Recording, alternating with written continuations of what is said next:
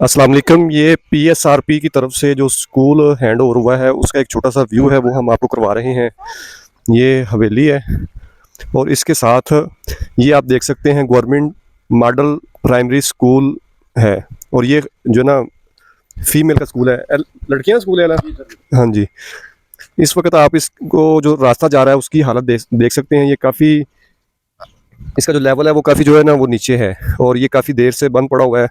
और गवर्नमेंट की तरफ से इसे पीएसआरपी प्रोजेक्ट के तहत हैंड ओवर किया गया है। तो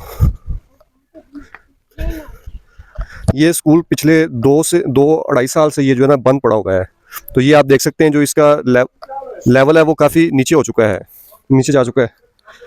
तो इसको जो जाने वाला रास्ता है वो भी आप देख सकते हैं। ये इसके रास्ते की हालत है, ये इसका मेन दरवाज़ा है और इस साइड की जो चार दीवारी है वो भी मौजूद नहीं है।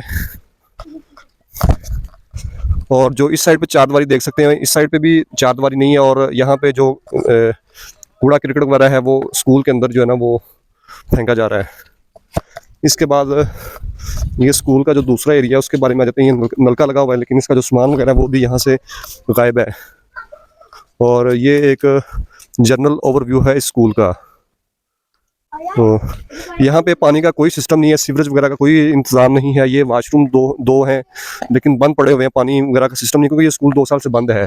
और ये इसकी बिल्डिंग है और इस बिल्डिंग में ये बरामदा है। और आप देख सकते हैं कि इस स्कूल को इंशाल्लाह फंक्शनल किया जाएगा और यहाँ पे इस गांव की और इस एरिया की जो ख़वातीन हैं उनको यहाँ पे पढ़ाया जाएगा।